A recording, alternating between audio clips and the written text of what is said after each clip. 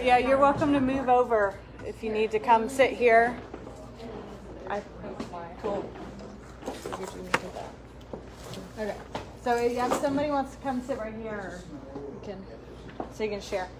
Okay, Whitney said you guys have some questions about the common terms of commercial real estate, and I just realized I didn't tell you. So I was a residential agent, and then when I started to get more into flips and new construction, I realized, obviously, with the need of affordable, the need of housing, I only wanted to work with people that were creating inventory. So I started shifting, not working for regular buyers or sellers, just working for investors, developers, flippers, and then put me on the track of getting into commercial real estate. So I moved over to the commercial real estate division in our company, and I was there for about a year. And I realized when I'm learning about the development and what I was really trying to find out from them, they didn't know what I was talking about. So they are really good at leases and commercial buildings, but none of them really wanted to even understand the complexity of development and affordable housing. And that put me just in it's always been stepping stones of just trying to understand this, go to the next one, understand that, go to the next one. So right now it's putting me on the track, what I said about affordable housing. So I do have experience with commercial real estate.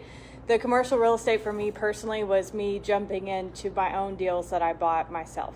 So, but wanted to talk to you because a lot of you guys are newer of just the basic hot topics of what people keep talking about, what it means, and then what are these other terms that are buzzwords that people are talking about that you may not know what they're talking about, what it is.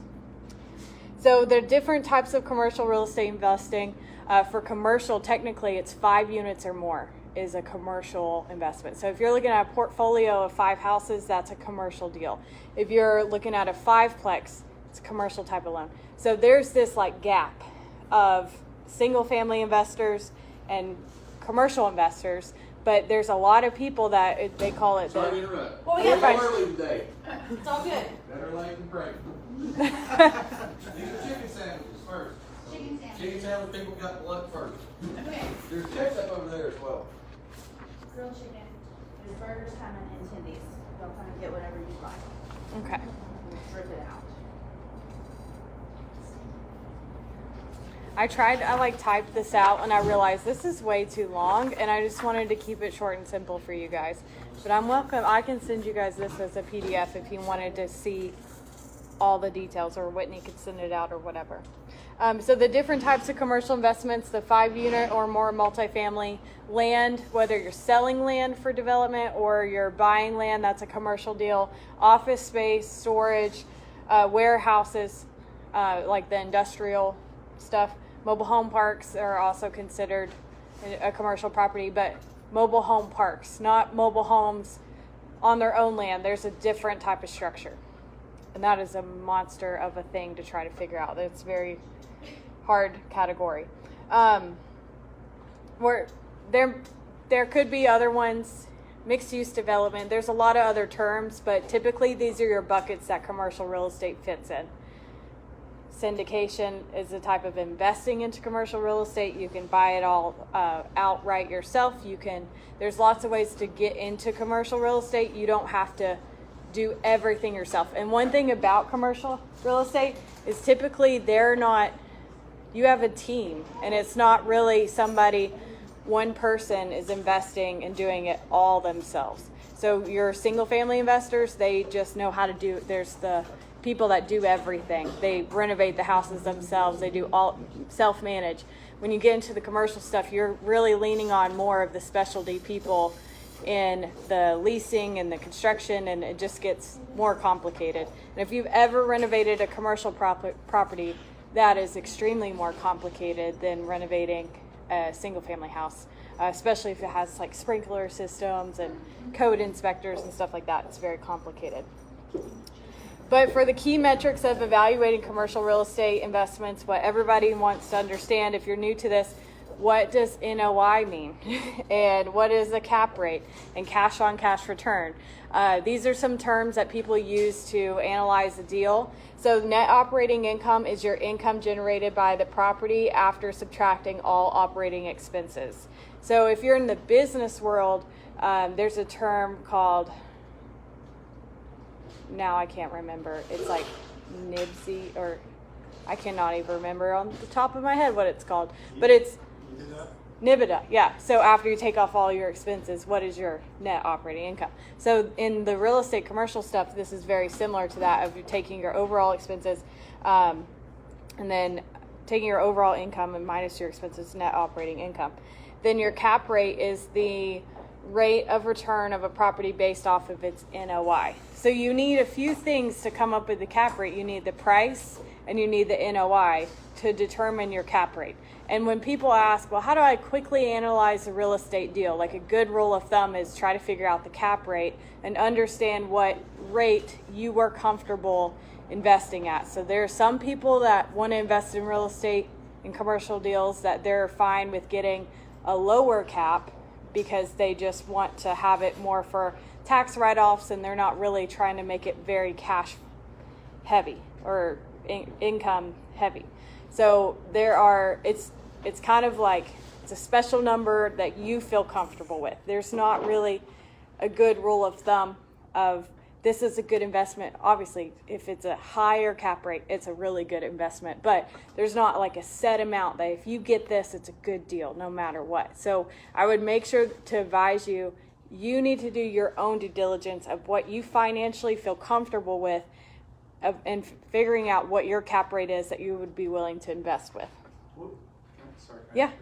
What would be some bookends to that? So like on a lower end, right, if you can get 5% just by sticking your money in the bank, that would be a bookend. Yeah. That would say, okay, well, why would, So that's one way of looking at it is what is your money going to make if it's in a stock market, or what is it making in the bank?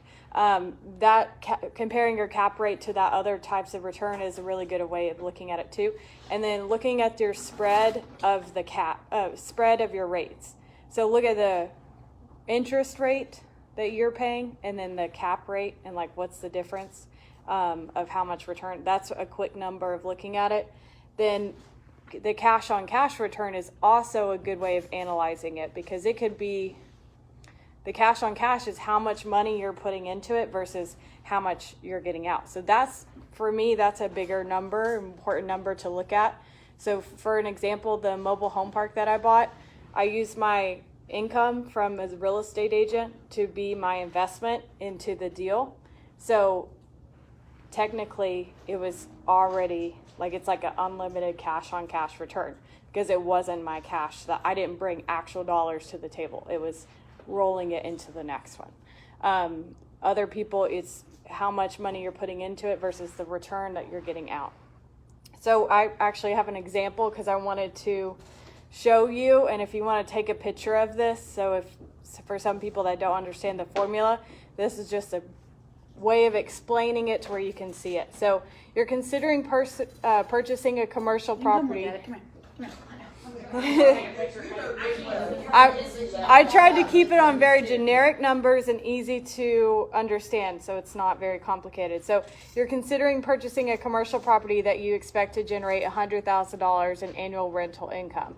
After accounting for a 10% vacancy rate, which is also important, don't put a 0 vacancy rate because there's a likelihood if someone's not going to live there. Always make your numbers very high for your expenses, your set aside, your CapEx. In the commercial stuff, you call them CapEx.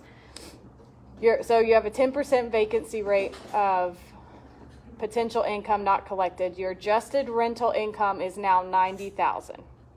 So $100,000 minus 10%, $90,000. You estimate the property's annual operating expenses, including taxes, insurance, maintenance, and property management fees, to be $20,000. Now, to calculate the net operating income, you subtract these expenses from your annual rental income, annual adjusted income. So we have $90,000 minus another $20,000 for those other fees. Now you're at $70,000 would be your net operating income. So now you know your NOI, Now it's trying to determine the cap rate. Yes, So your mortgage is not in your NOI. correct.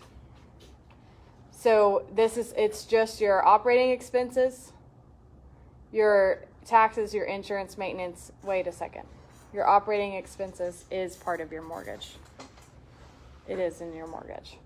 The NOI, so now we're with your NOI looking at your cap rate.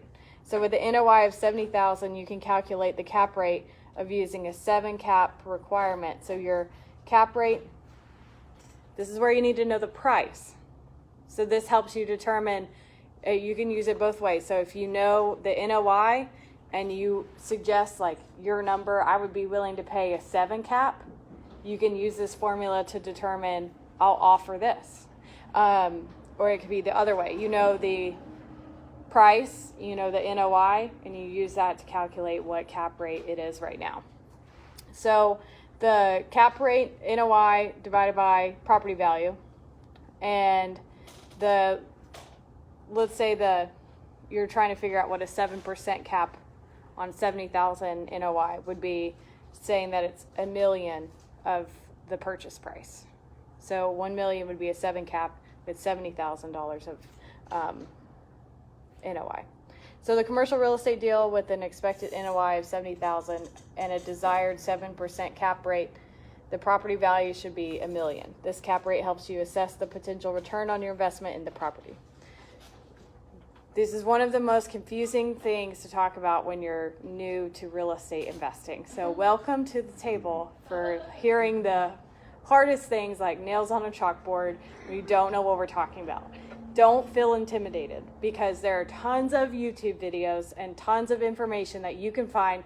And I remember sitting at the table of people talking about this stuff and me just Googling and trying to understand what that means. So don't feel like you don't know what you're talking about and that you're not allowed to be here, because I'm so glad you're here. This is why you're here.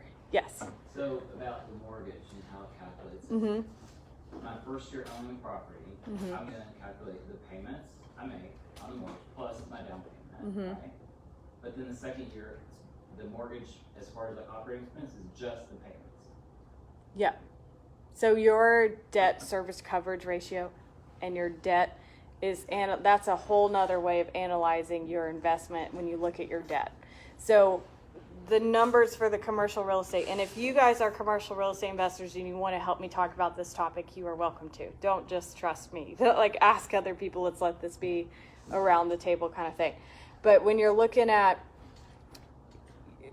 analyzing the deal and you're talking about, like, for these numbers, we're talking about your cash on cash return, how much money you've spent versus how much money you get back. Your net operating income of just that top number of the net, not your total after your other expenses with taxes and stuff like that. Well, this includes taxes, but how you analyze your deal will be different. It's not just these numbers. If you're really getting into it, like, these are good KPIs to be tracking, but it's not all the numbers you need to look at. Does that make sense? Tell them what KPI is. Key performance indicators for a KPI of, like, when you're the certain metrics of what you're looking for. But it could be adjusting and changing as you get different types of rental income, like 1 month slower than the rest. So that could always be changing. But these are the important things to look at when you're underwriting and trying to identify, is this project something worth going into. Now I want to ask, does anyone want to add anything to this topic? Because it is a hard topic to talk about. And I also want to preface this. I am a visionary.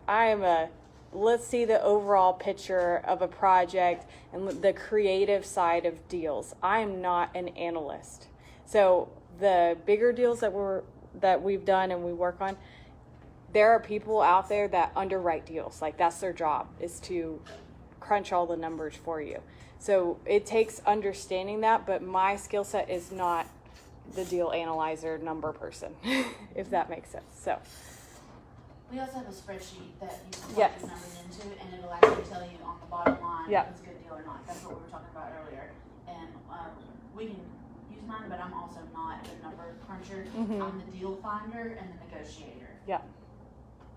I'll let somebody else crunch the numbers to make sure it's a good deal. The project I mentioned to you guys a few months ago, the one that we're working on is like extremely complicated. It involves tax credits and grants and funding because it's like our nonprofit working on stuff. And even with that stuff, it is bringing specialty people to help understand, because you can't just run the numbers like a normal single family house, because it's very What's a rule of thumb complicated. for a single family house if it's a good investment? The Mako. 1%. That's what I was gonna What's say, the other that's what one? I use. Use Nothing. It's 1%. Okay. There's probably some others, but everybody knows it's 1%. If it makes 1%, it's a good deal. Do it. Yeah. Close it fast, right? Or if it starts with a 1 right now, you can buy something that starts with a 1 or under 100. Just buy it. Figure it out later. Just put it under contract. We'll do something else with it. All right. Those are super fast. We don't have those in commercial real estate, do we? Yeah, you Like can't super find fast, you can down find dirty, land for that's a under deal. 100, but you can't really find deals that are the other complicated things with commercial real estate. If you're talking about retail and industrial, then you're looking at like the type of rent is completely different. You're not looking at like market rent of what this would be. It's completely different structure. So, and also to let you know this categories of that for me. Are those burgers, Chuck? Yes, burgers and chicken, this is everything. Nice. Thank you. For the categories, for me, I really don't understand fully and like to even try to understand helping people lease up a space of commercial space, because that's not, when I realize that's not my category. I want to stick within a certain box, and I want to learn more about development. Storage kind of goes into it just a little bit, multifamily, mobile home parks, but mainly getting into the development side. What is it about development that you like in particular? Helping create inventory. The core thing for me, the driving force, is being a part of creating inventory when people need it and seeing where the needs are, because you can look at the data of our market needs this, and I want to be a part of helping bring that to the table to help the overall community.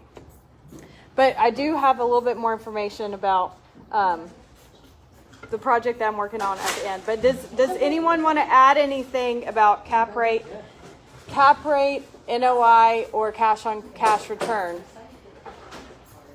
Anyone want to say anything about that? I think Chuck. the key thing on like commercial property, Yeah. I have burgers and chicken. at least what I've read, I don't know from experience. But whenever a seller tells you these are the ranges on the expenses and all this stuff, you trust what they're saying. Yeah, that you trust. Look at their books. Yeah. He mentioned one really good thing is when you're analyzing a deal and they're saying their expenses are this, or the NOI is this, or it's this cap, do your own research. Get all the data as much as you can and try to analyze it yourself, and don't trust the person that put those numbers together. Yeah, and when they advertise it as the pro forma numbers, or this is exactly what it is, Ask anyway. do your own numbers, because they're putting it out with lots of rainbows and sunshine. Yep. Best It's like the case best scenario, case scenario every prom dress time. included. So some other buzzwords that everybody talks about, but no one really understands what it means and what it is. Affordable housing, workforce housing, market rate, missing middle housing, mixed use development, historic tax credits, low income housing tax credits, and opportunity zones. And these are the things that I love talking about. Not cap rate and NOI and cash on cash return. But affordable housing, this refers to housing that is affordable for low to moderate income housing. So based off of HUD, they put out income limits every year, and there's a certain metric that they're talking about, the 80%, which is your low to moderate income. So when they're talking about affordable housing, they're talking about those metrics of typically affordable housing is subsidized by the government to ensure those who can afford market rate housing and are still able to have a decent place to live. So Section 8 housing, but it's not only Section 8 housing. There could be affordable housing is, if you're going to get a grant for building affordable housing, it has to be that low to moderate income. But if you own a trailer and you rent it out for $500 when market rate is $1,200, that's affordable housing. You're just not getting the subsidies and the support, and it's very hard to get the subsidies and support if it's manufactured housing. But if it's like stick built, new construction, there's ways of doing that. And existing. So workforce housing is the term that's often interchanged with affordable housing. Workforce housing is a little bit higher, and it's a kind of like a nicer way of saying affordable housing. So think of your median income type of person in your community, the people that work at the school and at the police department, like those types of people. When they're talking about building housing for that, that's workforce housing. And then market rate is the term that they're talking about of what today's market price is, of like what everybody is paying for a 3-bedroom or 2-bedroom. Anything for affordable and workforce is typically, if they're getting grants and stuff, they're getting grants to offset that cost where they're not getting market rate. They're getting a grant to support them to be able to rent it to a little bit less to fill the need of those housing. Missing middle housing. Do you have any data on that as of right now? Let's say just Knoxville, kind of as a small area, what that would be, what is it? I can send you like HUD's income limits of what that would be, because that would show you the median income, and then HUD rental limits. So HUD will tell you this is what market rate is in that area for each region. So you get, like, if you didn't know, like Knox County Metro is one area. Blount County is their own. It's not looking at Maryville and Alcoa. It's looking at the region. So they're different regions. Morristown is their own region. Missing middle housing, like you've probably heard the mayor and the economist talking about this. And what this is that strategy of people being able to try to figure out how to have more inventory, that it's not your typical single family and large multifamily. So it's the people that are getting creative of what lots can you build a duplex? How can we turn this house into a triplex? And how do you fill the gap that it's not, you're allowing whatever the zoning and the density would allow, you're filling as much units for what that would allow. So missing middle can also be intergenerational housing, where you have the main house is the family, and then their in-laws, they're all under one roof, or it's 2 houses under one roof. It's very typical for people that are coming right now from out of state. They want to buy a rancher with a basement apartment because their family's coming with them, and they're not ready to buy 2 houses. So and then the same with the cost of everything. So there's a lot of families combining under one roof, but there's not a lot of people actually building the housing that is 2 houses under one roof. So we're doing one project right now where we're under contract on a lot, and it doesn't fit our normal to be able to build an affordable spec house. So to us, the average income or the average sales price or less is what we try to build our spec houses for. And it's about our core values of what we're doing as our projects. So we're building spec houses and selling them for $300,000 or less. The lowest was like $215,000. So now we have a lot in a neighborhood that their square footage says that it has to be larger than 1,500 square feet. So that doesn't fit our other model. It's also a basement lot. And so I told my husband, I was like, you need to build it like what everybody is needing, and it's not out there, is the intergenerational floor plan. So it's the main house is the 1,000 square feet, 3-bedroom, 2-bath, 2-car garage. The basement has their own driveway, another garage, and a studio down there. Or it's like a 1-bedroom kitchenette, like that little kitchenette for 2 families under one. So we'll probably, in that price range in that neighborhood, is probably going to be more like 450 to 500. So it's not, it doesn't fit that metric of average sales price, but it's 2 houses combined. So it's a different type of deal that we're building. So mixed use development is the type of property that you have the commercial space at the bottom and you have the residential above. That's your typical mixed use development type of project. Historic tax credits is our older house and the community wants to keep it the original.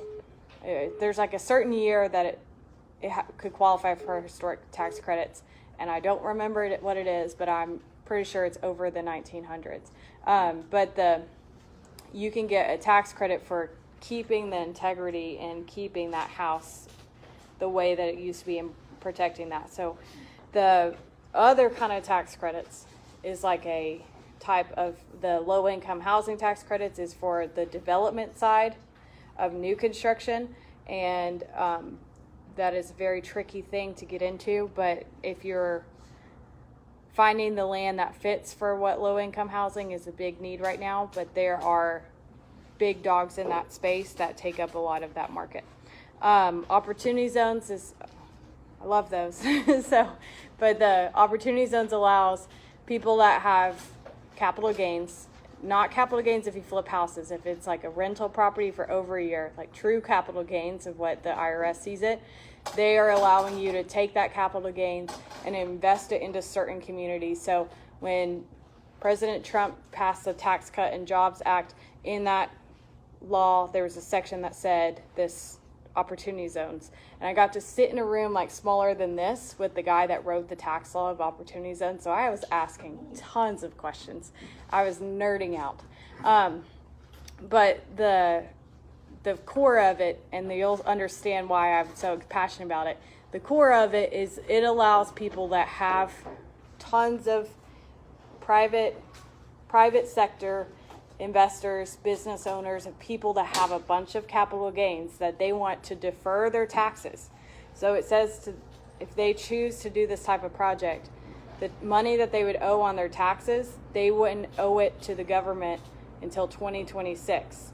They get to take that money and invest it into these types of projects. And there's a lot of, you have to create a fund, you have to invest it with a certain amount of time frame. It has to be in this census tract. So every governor met with every mayor, and they hand-selected the lower income census tracts, and they qualified it to go to the governor, and the governor passed it, and then it went to the president. That's how it's created. They are not changing it. That's the census tract that was already there. They're adding a few more because some of them were, 50% of it was like a national park or something like that. So there's some that they're going to add a few more census tracts, but you can't get outside of that. So you can actually go in the map, and if you look by the census tract, that's where you want to invest. I've driven every road in all of our census tracts that fit opportunity zones and made my own list of projects that I think could work. But I personally am not going to be the one to make millions of dollars of capital gains in the type, because we flipped houses, and that's like a business of selling staplers. We're constantly rolling stuff. Same with spec houses. It doesn't qualify for us as capital gains. So I want to be the one a part of representing funds, because there are funds out there. I got connected to this guy that he worked for the government, and his job was to go and encourage people to do opportunity zone projects. And he sent me this spreadsheet. And I don't know how this is possible, but it is not on my email anymore when there's a change of hands of the president. Because he was appointed by Trump, he lost his job, and now he does a different type of job. But all of my emails from this guy is just gone. It's because when you're gone from the White House, you're just gone you're in all the emails you've ever sent. But he sent me this spreadsheet, and it was all the funds that were already created, how much money they've raised, what category, and B plus apartments in that section. And there's other categories that they would be willing to invest in, low-income housing, workforce housing, those other categories, single-family, new construction for home ownership. Like, there's things that they'd be willing to invest in. There's just not a lot of people bringing it to them. So there's a disconnect. So that's why, when I counted up, there was $7.5 billion of money of people that already have capital gains in accounts, in a fund, ready to deploy into projects that they said they would invest in Tennessee in the categories that I talked about. $7.5 billion at that point. So that's when you are talking about finding deals, I have fund managers that are looking for deals. So if you find anything in an opportunity zone that it meets, you could build, the biggest rule of thumb is, can you tear down that house and replace it with something better? If it's just a single family house, you got to be very creative, because typically you want to spend more than what it's worth of what you bought it for in renovating it or improving it. Because you have to, that's the metric, you have to substantial improvement into the community. For them to make this happen, they can't just invest their money into these portfolio of houses and not improve it. They need to improve that house and that community with their projects, or they don't qualify and they have to pay their taxes at that point. But they pay their taxes, but they have to pay it right then because they didn't meet their metrics. They have to pay their taxes in 2026.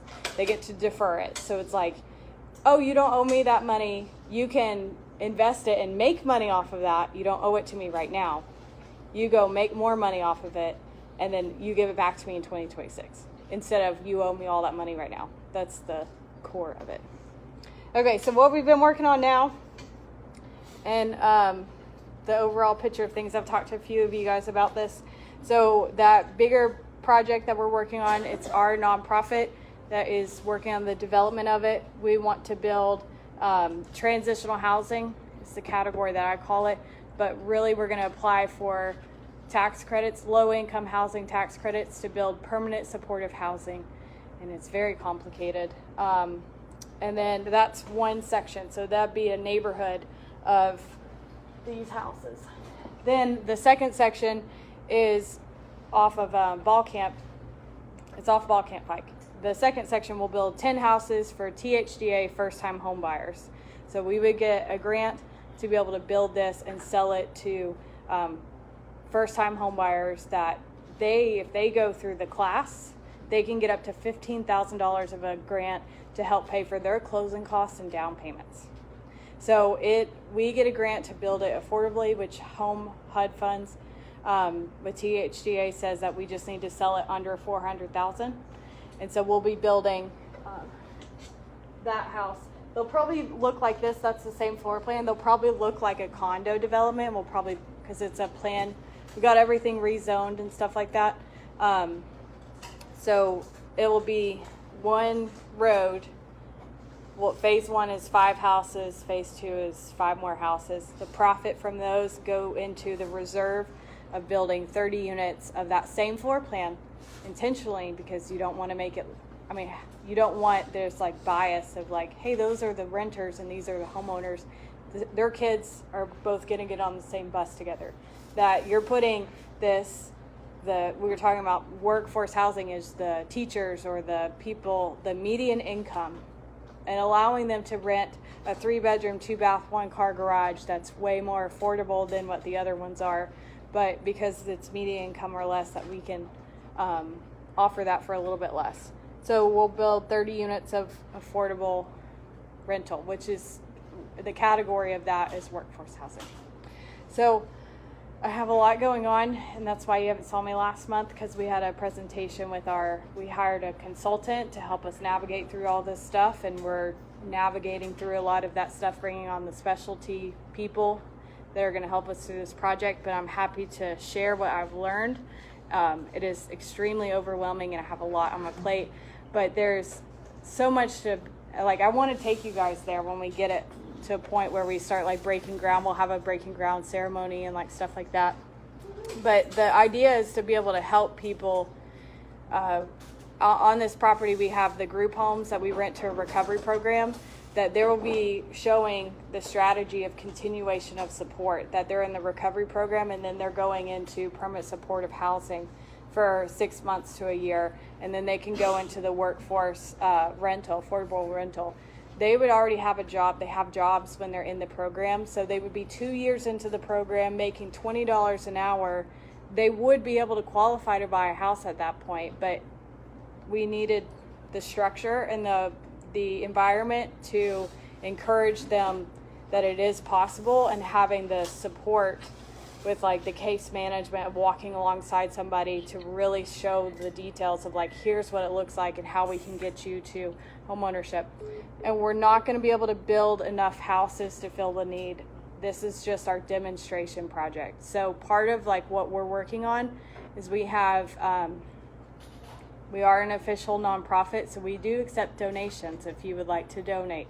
But the part of what we're working on is we need connections with other people that have other units, because just the units that we'll build won't be enough. We're going to have curriculum and structure and people that will help them in the transitional stuff prepare to be how do you be a good tenant? Like, what is the basics rules? Like with some of our units, like you would think, the mobile home park, like how do these people not understand how to turn their water off? Like the main water valve, if the water is shooting out of their wall. Like, I don't understand why people don't know that.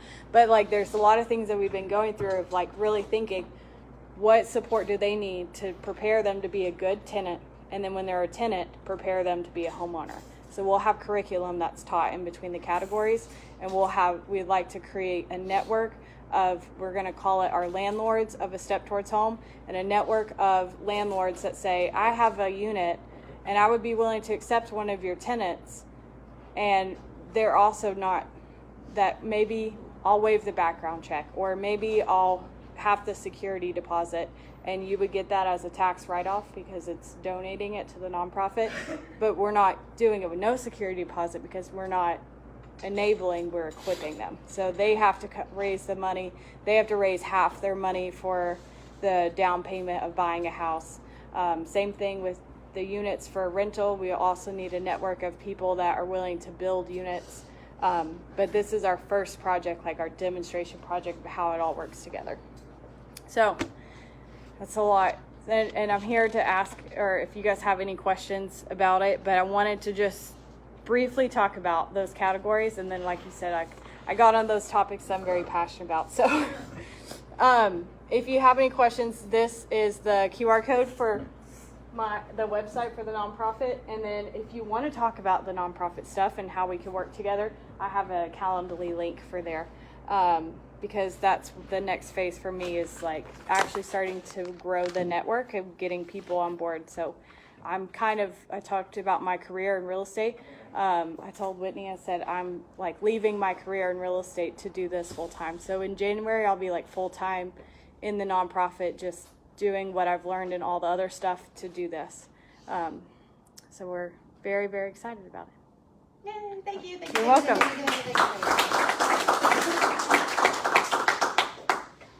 Anybody have any questions for her before I let her go? No, cool. Okay, my turn. My new email is Kendra at A Step Towards Home. Our nonprofit's called A Step Towards Home, if I didn't say that. There you go. Yeah. Thank you. Okay. Mr. Mason is here now. I can stop guarding the door. Y'all thought I was just being like a security guard. Here, everybody look at me and smile. Ready? Wait for the walk there. Yay! Good job.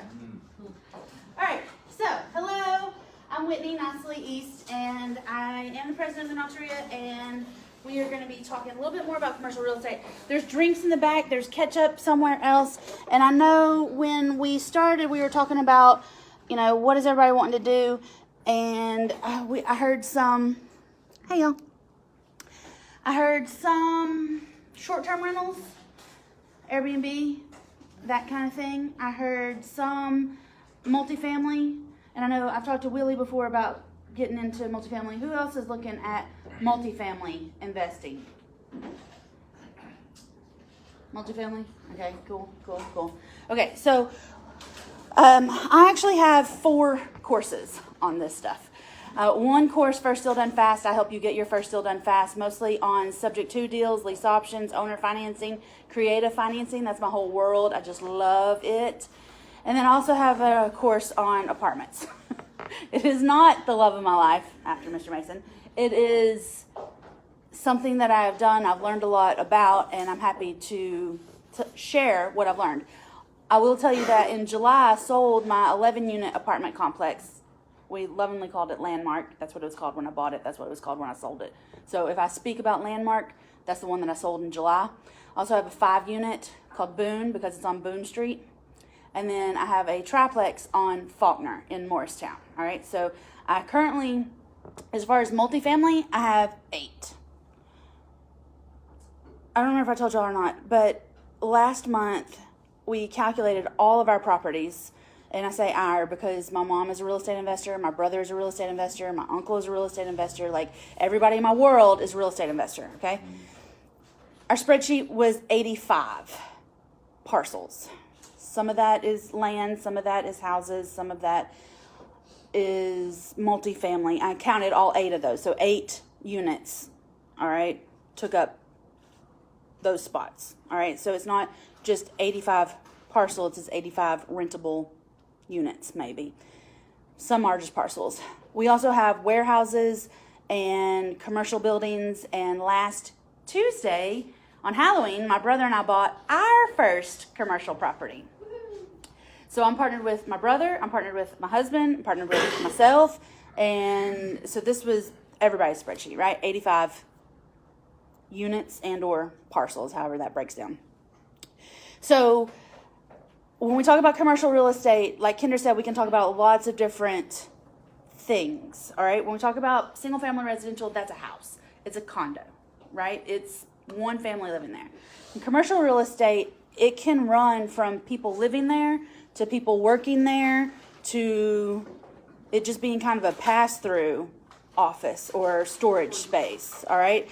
Nobody has to be there all day, every day, whether living or working, all right? So commercial is really, really broad, and that's one reason it's kind of hard to speak about commercial, especially in a short setting, because there's so many different avenues that we can go down. It's hard to pinpoint everybody's single question.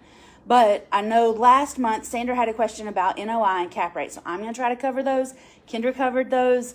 We're both going to take a stab at it and see if we can say it different, but it makes sense in your head, all right? Because it's just a big avenue to get down. All right, so this is the course that I developed in 7.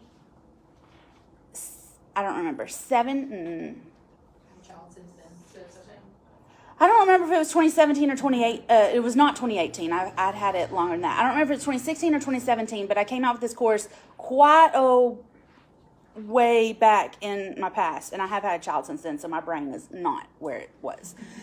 Thank goodness I did this and recorded it all when I was sharp. Okay, so there's videos out there, and I am on it. All right, today if I stutter a little bit, we're gonna blame him. All right, he's gonna be 1 on Saturday, so I'm trying to get my brain back in gear. Huh? He can't answer. He can't, no. But he's heard this seminar lots of times. He's taken the honey hole tour many, many times. He sleeps through them now. So he is well versed in real estate. Okay, so anyway, I've had this course a while. There are some cobwebs in here, but I will get, I think, to our points. Cool? And said all that. Now the keyboard doesn't work. Okay. Again, this is like a 3-day course that I taught, and so at the end of it, we were going to make offers on Boone and Landmark. We're not going to do that. We don't have 3 days together, okay? We're going to try to get through it quicker than that. Okay, I have a few rules that I'm going to go by. I mentioned earlier that there's not the 1% rule, right? On if it makes 1%, it's a deal. There's not that in commercial real estate. So you kind of have to come up with your own. Now, I have flamingos. Y'all raise your hands. Yay. And Kendra's a flamingo also. They are in my courses, okay? They've paid me to coach them. They've paid me so that I can help them do these deals. They're flamingos. They have this course. And so I very lovingly give my rules to them, because a lot of times when people start, they're like, I don't know, I'll take anything.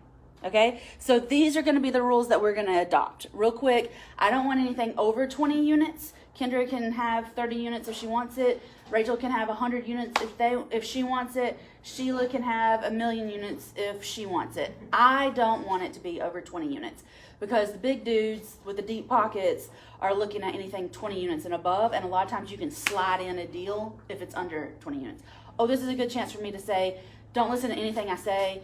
I'm just telling you from my experience what has happened. I'm not an attorney. I'm not an accountant. I've just been around real estate for a long, long time, okay? I like things simple because there's a lot of math.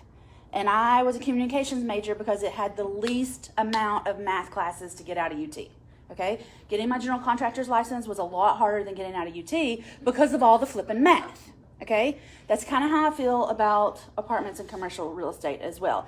There are spreadsheets, and I depend on these spreadsheets so much. Anthony Chara came and spoke 2 years ago, 2020, wasn't it?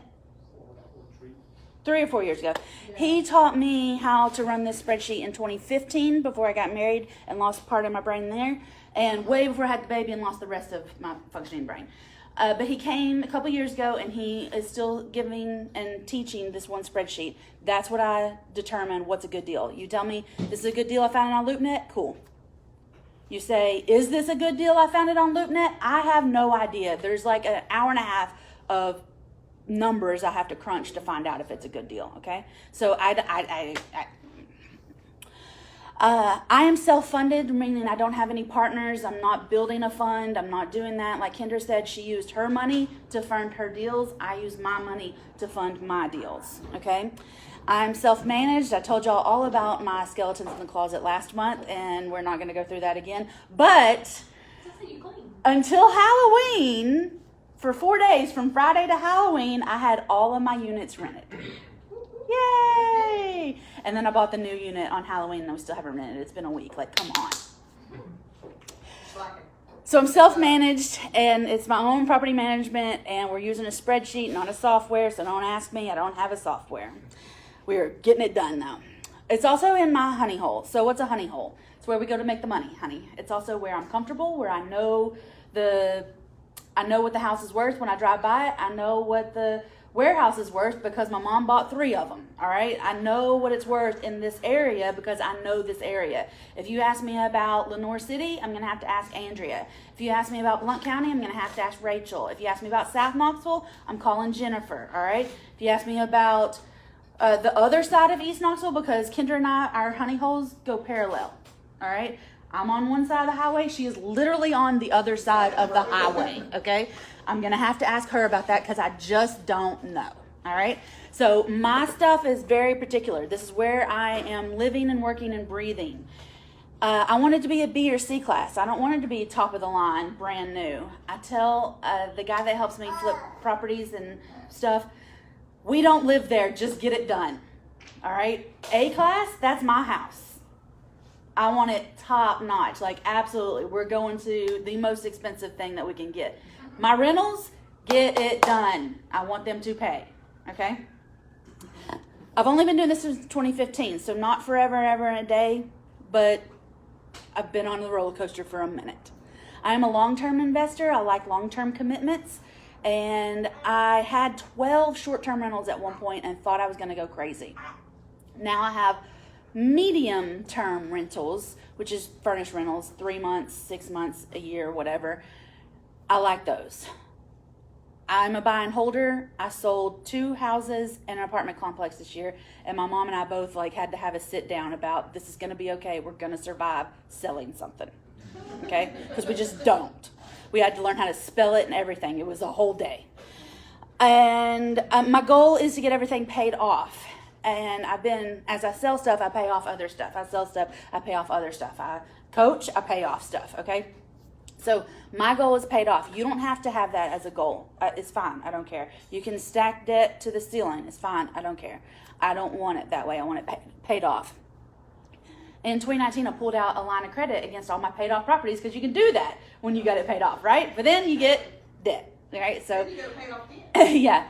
But it's kind of a robbing Peter to pay Paul thing where I had That's how I got into commercial real estate. I had houses paid off free and clear, and I could basically put the equity in those up as collateral to buy my commercial units, all right? But then you refinance those, and you pay off that, and I tell the Flamingos all the time that there's 3 games out here. We're playing cash flow, money every month. We're playing taxes, which Kendra knows way more about that than I do. If you ask me taxes, I don't know. I'm going to ask Lindsay. I don't know.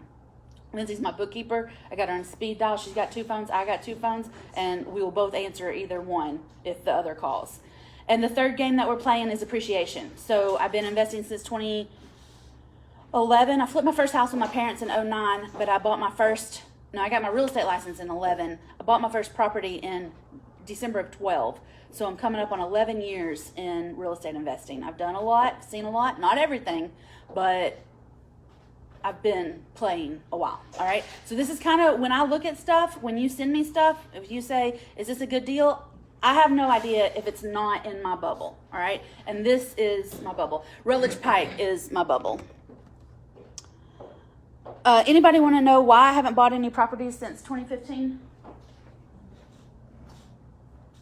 Well, I haven't bought any commercial apartments is a better question since 2015. Anybody have any guesses? Interest rates. Okay, interest rates, that's a good one. Anybody else have anything? The prices have gone up so much. Y'all, I used to wear myself out telling everybody in 2016, 17, 18, 19, and 20, for 5 years straight, I'd go completely blue in the face saying, y'all got to buy stuff now, now, now. Anybody want to go back to any of those years and buy anything? I mean, anything. Literally anything. Okay? Even if I'd overpaid then, I'd still rather have done it then. Then now. And that was the thing. Because of the 3 games. Monthly money, cash flow, taxes, and appreciation. All right? It's still fine to get in now. It's just harder to find that needle in a haystack. It's just harder to find that slam dunk deal. It's just a little bit more jumpy to get into a solid flow. It's out there. It's totally fine. Nick and I almost closed the deal a month ago, 2 months ago. That was a total slam dunk, subject to he was getting the house, I was getting the land. It was going to be perfect, amazing. The divorce got in the way, and not ours, the other people's. Okay? We're still together. It's fine. So all of that is why I haven't, but also because I'm self-managed. I'm exhausted. Okay? I want to expand family, not the portfolio. That being said, my brother and I bought a property last week, so maybe just tired of apartments. Anthony Char, this is the guy that taught me. This is the guy that I use his spreadsheet. I didn't make the spreadsheet. He did. I just know how to put the numbers into it, and not that well. Okay, let's talk about some vocabulary, because Kendra's introduced you to some terms that you may or may not have heard. I'm going to reemphasize a lot of these terms and see if I can say it the same way but with a different accent and make it make sense. Okay? Sometimes the math isn't mathing and you hear it one way from somebody and somebody else says it a different way and then it makes sense. Sometimes you also need to hear things, 7 times before it finally clicks in? And some of you are men and it needs to be 8 times. No, I'm kidding. I'm kidding. Okay. We'll go over some advantages. And this is specifically on apartments, okay? This was 4 apartment blitz, a course that I created, 4 apartments. We could talk about this when we talk about warehouses, truck shops. I have some industrial land that I rent out that makes a killing. Should have just stayed in land, but whatever. These are the advantages of apartments specifically, which is multifamily. It's cool. It's good stuff. You like it? He says, I know where the multifamily stuff is. All right. A lot of times it's immediate cash flow and you get deposits, the money that the people put in before they moved in. You can get it for a lower purchasing price per unit. Nick and I looked at another deal and it came out to like $108 a unit in Oak Ridge or Harriman or Rockwood or Rockford or something. It was very low per unit, but then when we looked at the whole thing, it was like, we need an excavator. Not even a bulldozer, just straight take it down. So check on that. Or match, that either way. Vacancy is low because you can usually get people in and out pretty quick. It's because they don't need to pay as much, more people qualify for it. Economy of scale, like all these things, there's tons of podcasts and YouTube videos. I have 800 of them, no exaggeration, on advantages of apartments. Disadvantages, a lot of times it takes more money to buy them, and a lot of times you don't, especially if you're going to be self-funded, you don't have the $1 million it takes to get into an A-class $10 million property. A lot of times you need, some partners, and so you have to split up the pie, and it's just different. But there are deals out there that you could self-fund. If I was going to sell my 5-unit in January, supposedly, and put it on the market for $135 a unit, how much is that? I don't even know. I've got 3 phones up here, but they won't work like that. What's 135 times 5?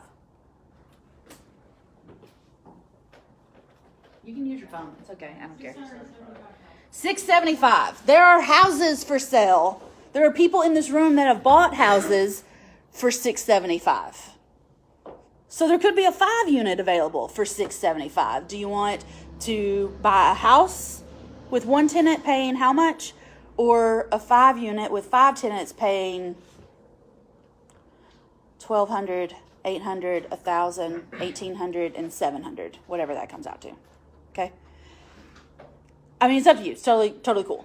So there are multifamily deals out there that you can get into that you don't need a bunch of partners on.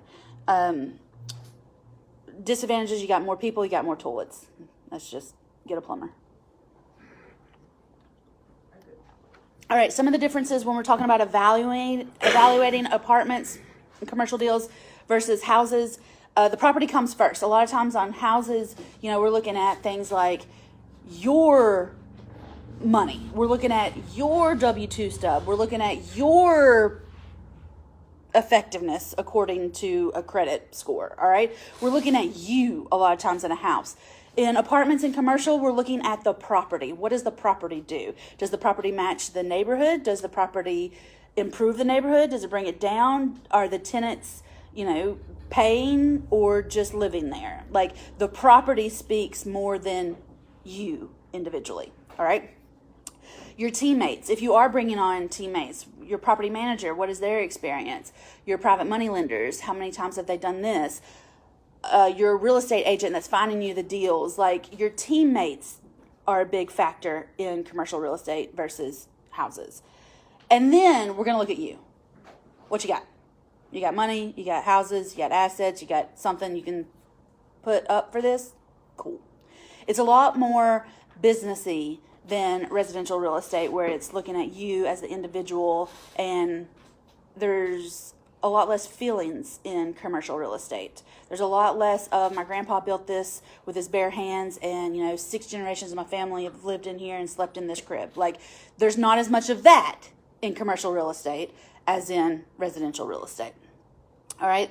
Apartments are valued by income. There's an income basis that we can evaluate them on.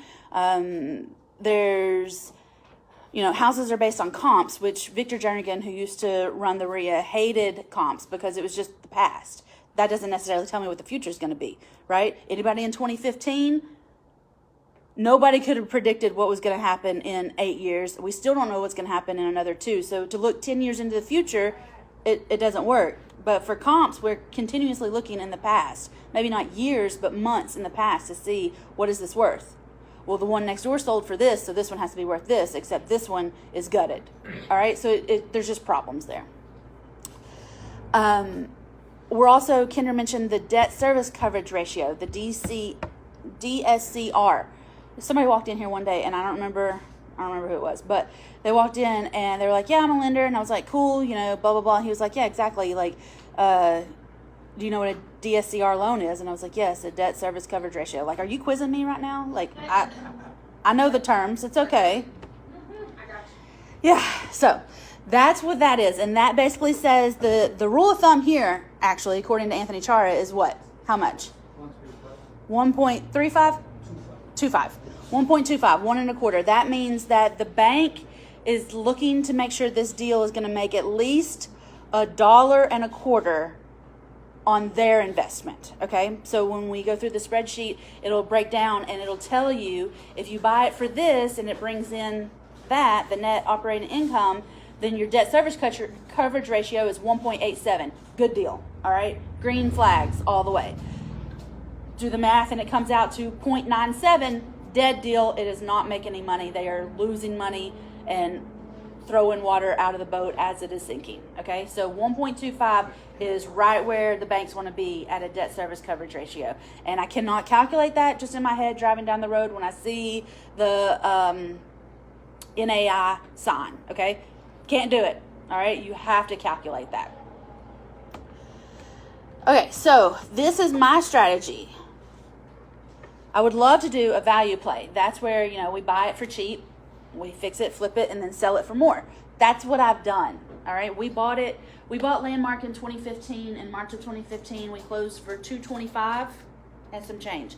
11 units for $225. Anybody want to buy that deal? Yep.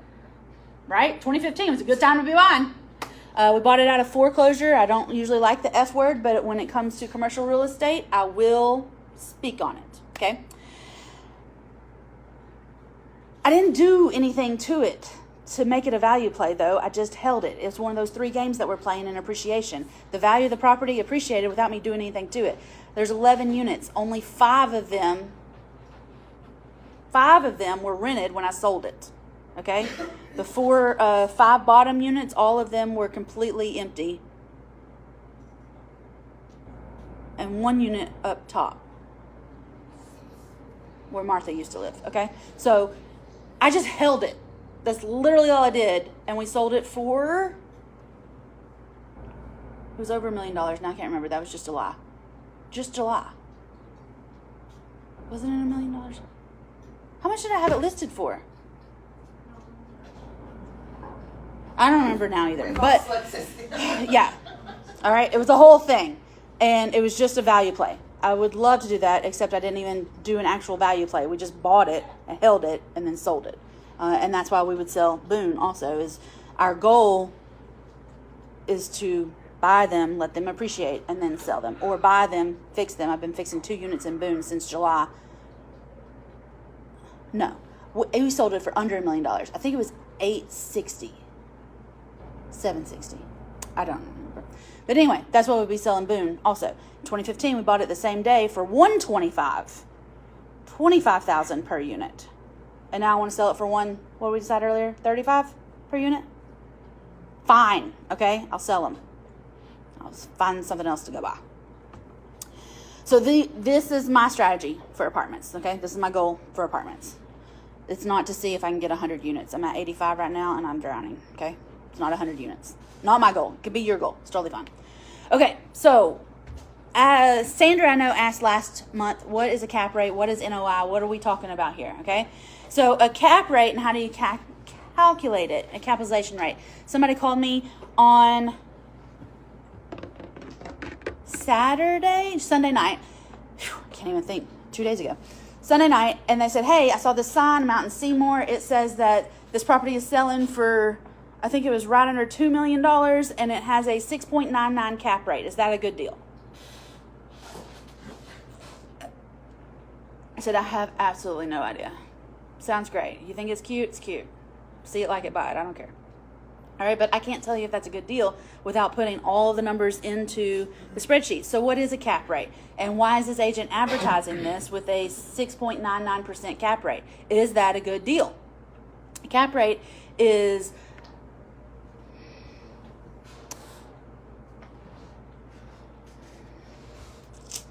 if you paid all cash for the property, you didn't borrow it, you didn't have a mortgage payment on it, there was no bank involved. If you paid all cash for the property, what would your return on investment be? It would be 6.99%, 7% on that particular deal. If you paid $2 million for it, when you got your money back, you would be looking at about 7%. Does that make sense? If you pay all cash for the property, you're getting 7% back on your money. So if I said that, if you bought a building, if you bought an apartment complex and you made 7% on your money, is that a good deal? Depends on you. Depends on you, because I saw there's a bank on Asheville Highway offering 5% on a CD. The stock market is 8%. Is that what they want to give you every year on your money? That's what they claim. Some years are better, other years aren't, right? Ooh, hey.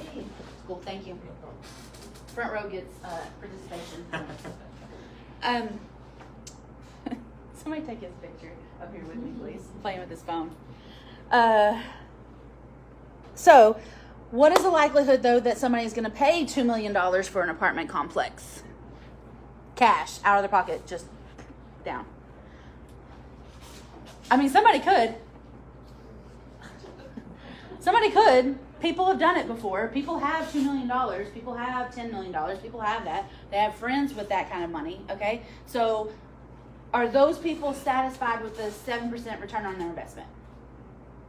I don't know. Maybe that depends on you, them, all of those things. Come here. Jennifer, watch your picture. He's my helper. Got it. I'm looking so good. So, if you're okay with 7%, then that's good. The problem I have is that's on the sign. That's what they're advertising. Do we know if that's true or not? Nope. So we have to do our own due diligence. We have to work through this ourselves to see if that's the actual return on investment. And then I don't get super excited about a cap rate because it can change. If you get a new property management company and they do better and your vacancies go down, then your cap rate could improve. If you put a whole bunch of money into it and then you start charging more, then your cap rate can change. There's so many ways that you can make the cap rate dance. And I just don't like that. That math doesn't always work out so well. And just because you think you're buying it at a certain amount, then a year later when you look at it and it's not there, you're mad. Probably, right? You look at it in 5-8 years and it's doubled, okay. But you look at it and it's less, and then it's not okay. All right. So I don't get super excited. I don't get super married to the cap rate. I would much rather see a cash on cash return, because more than likely that is what I actually put into it. How much is that is coming back to me? And that could be 30%. It could be 50%. It could be 80%. It could be, like Kendra said, infinite, because she put money in and it just keeps giving her money every single month and every single year. All right. That's a much better way for me to judge a deal, is a cash on cash return instead of a cap rate. All right. But commercial real estate, they get all excited about the cap rates. I'm just not that excited about it. So pop quiz. It also comes down to, like you were saying, though, your goal is to pay it off. Yeah, my goal is to pay it So off. that's her motivation for her cash on cash return. The faster she gets her cash back, the faster it's paid off, and the faster it's an asset. It's immediately cash. It's cash sitting there on the side of the road for her at that point. Exactly. That's her motivation. Your motivation may be totally different. So you're gonna analyze your deal different. That's Totally why- cool. That's why it's hard to give an answer if you call somebody and say, hey, is this a good deal? It all depends on what your goals and where you're trying to go. It all depends on, which depends on the way you're gonna filter the deal. It all depends on you.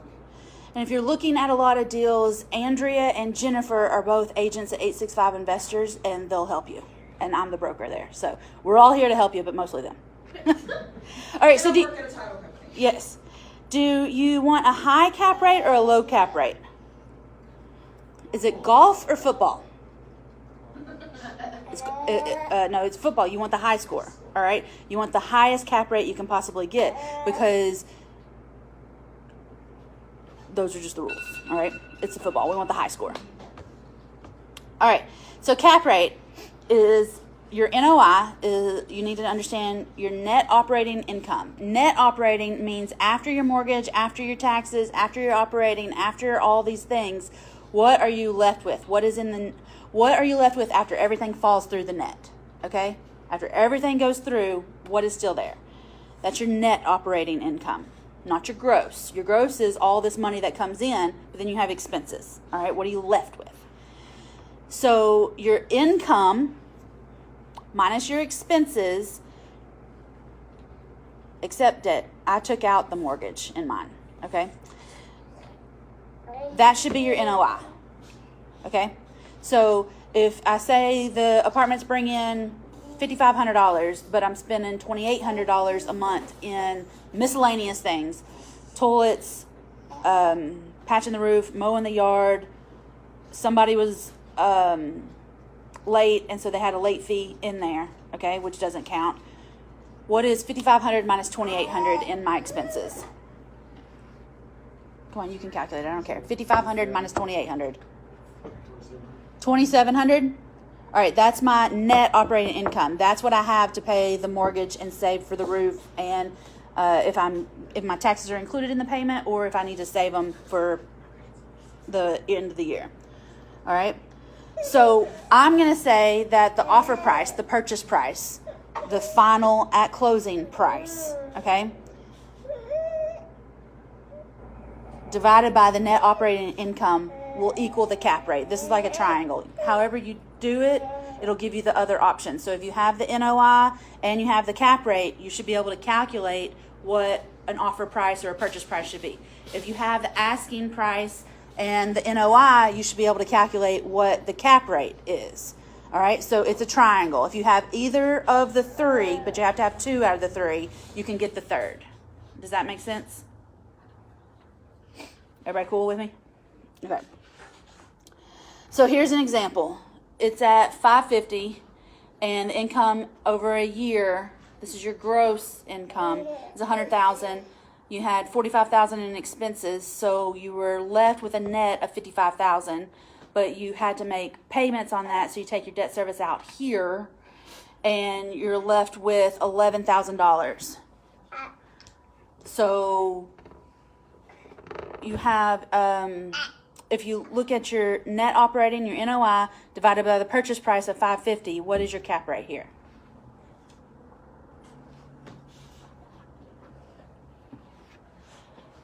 You can calculate it. You can use your phone. I don't care. It's not really math class.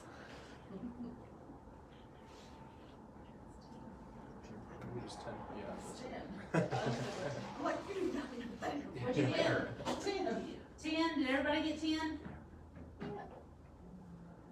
All right. NOI is $55,000 divided by the purchase price of $550,000.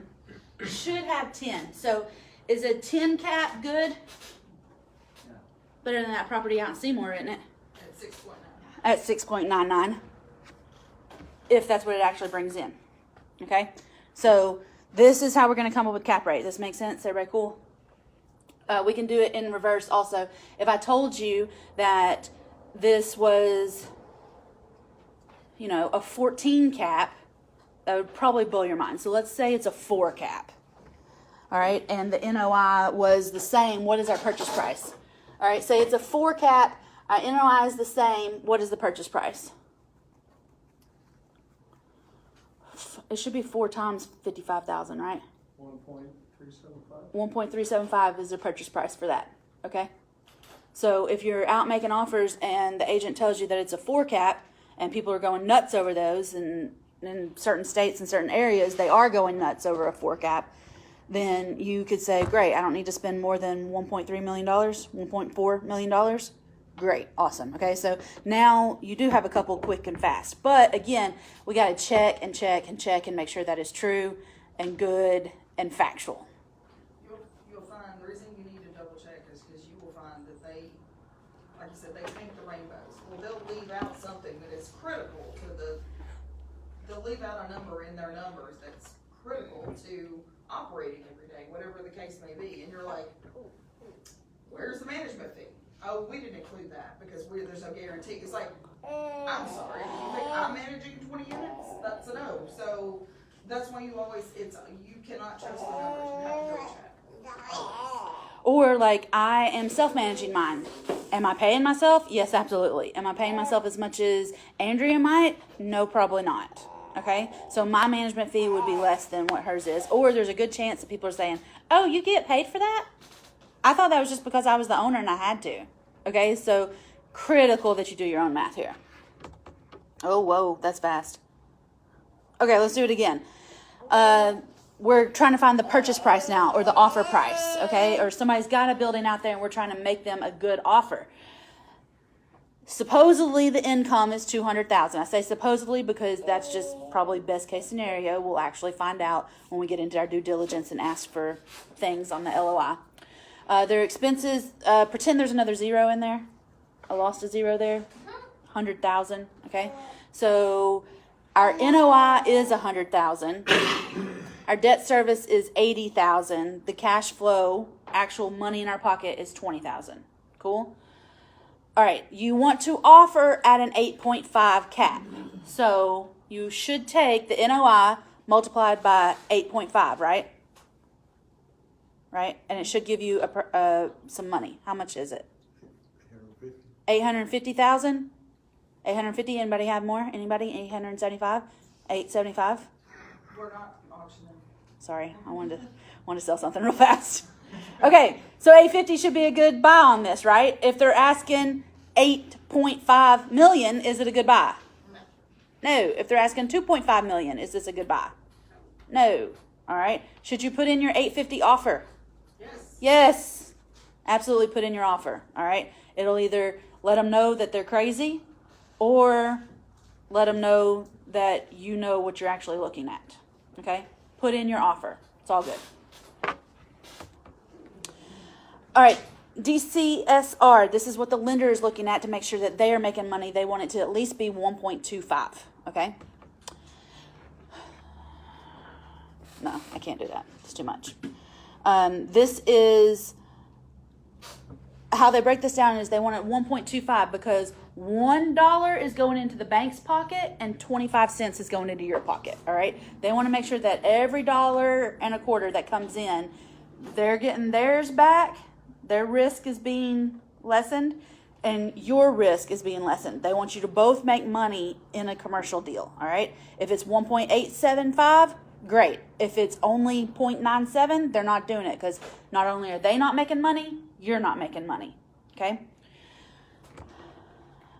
This is the cushion. If it's over 1.25, you're probably going to be good. If it's 1.27, you're still probably going to be good. If it's less than that, 1.24, they're not doing it. I don't think any bank would sign off on anything less than 1.25. And they could change their amount that they're going to loan. Say that they're advertising that they'll give you 70% loan to value unless it comes in right at 1.25. If it comes in 1.7, maybe they'll give you 80% loan to value.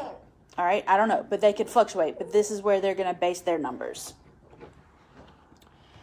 No, I'm not doing that either. Okay, let's talk about a pro forma. Has anybody seen a pro forma out there? What time is it also? It is 12:38. Oh, good. We got tons of time. Thank you. What's a pro forma? When you're looking at deals, has anybody seen a pro forma? That's the cute pamphlet that they're giving out on the best pictures this property's ever taken in its life, the best numbers it's ever seen in its life, all of this nice fluffy description, a picture from the road, a map. Like it's the pamphlet on the property, right? It's the pro forma, right? And it's best case scenario. What? The offer memorandum is the whole packet, and then the pro forma is all the numbers. Thank you. The offering memorandum is the whole packet. The pro forma is the spreadsheet that they put in there. Screenshot of the spreadsheet of the best numbers ever, right? But you also do your own pro forma with your own numbers. Yes. So in the pro forma is the screenshot of the spreadsheet in the offering memorandum. Thank you. And it's going to show you that this thing makes a killing. But then there's the actual numbers when you do the actual pro forma yourself, when you actually see, well, it wasn't completely rented all year, every month. Okay?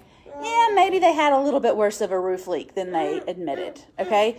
Maybe they were paying their brother to mow the yard, and so they were getting either a really good deal or a really bad deal. But it was their brother, so they still paid it, right? So that's when you get to dig in and see what's happening here. The vacancy allocation. Do you mind walking him around? You're just making circles in here. Can she go outside on the sidewalk? You want to take him on the sidewalk? Also, are there chicken tendies back there? You can feed him French fries. He loves French fries. He'll do any kind of trick for a French fry. Give him some fries first, yeah. And then, me? And phone. It's okay. Here you go. Here, will you give him some fries? And maybe some water. You want a picture? Yeah. Okay. So this is where you're going to see the vacancy allocation and the rent loss. This is where we're going to find out if it was fully rented or if it was just physically rented. Okay. Sometimes everybody doesn't pay all of the rent every single month. Kind of annoying, but that's how it happens. This is where we're going to see the actual money that came in versus what we paid out. And you'll see that it'll change throughout the seasons as well. You'll also see that sometimes the expenses are more in the summer than they are in the winter, especially around here. And why is that? Air conditioners and yard maintenance, right? In the north, when you look at properties, they may have higher yard maintenance in the winter because of snow removal. We don't have that much here. So it's also going to depend on where you're looking, okay? That's why you need to know where your honey hole is and what's typical there. We're going to calculate our cap rate. We're also going to talk about TIMR. What does anybody know what TIMR stands for? Taxes, insurance, maintenance, management. Management and repairs. What's the U? Utilities and reserves. Reserves, not repairs. Reserves. The R is reserves, right? Because eventually this thing's going to need a roof. Eventually this thing's going to need the septic pump. Eventually this thing's going to need to be gutted, okay? That's where we're going to have the reserve account. It's in the TIMR. And the DSCR, we talked about that. And finally, we're going to look at what's the return on investment. And a lot of times after you get through all of this, yeah, I'm good. Are you good? You kicking us out? I ain't kicking you out. Okay. Let me I'll know. lock this door when I get ready to leave. Okay. I'm cognizant. I'll You're just, gonna leave us to our own devices? That's why Are you we have sure? different ways to get in and out of those places. Can I go ahead and run your credit card? Mm-hmm. I just want to send my cook home. It's fine. Will you hand this to him? I can make my knees work. And I just want to say for all you people that are thinking about flipping houses, it's as wide open as it's ever been. I have 3 on the market, 5 waiting to be remodeled, and 2 we're almost finished with to get on the market. So, How many of you interest flipped? rate come down. How many of you flipped this year? I don't know. Probably 20? 20, yeah. It's a little less than it used to be, But there's still deals out there. oh yeah. Yeah, I bought 4 from a renter they were his rental properties. And then I'm working on one in West Knoxville. A lady came to me and she said, "Would you buy my house too?" And I said, "Yep." So we bought them side by side. I love that. And it smells so bad in there, it's awful. Smells like money. Smells like money. Yeah. Cigarettes. Mm-hmm. Cats and cigarettes. CC, cats and cigarettes. All right. Does anybody have any questions about anything I've covered or Kinder covered or anything that's just come up that you thought about? Anybody feel better about multifamily or commercial investing? I'll tell you, when my brother and I bought it's an office and a shop, and it's for rent for $3,000 a month. It's a little over an acre fenced, and there's another acre that's not fenced. I did not do this calculation because I wanted it, and She wanted it.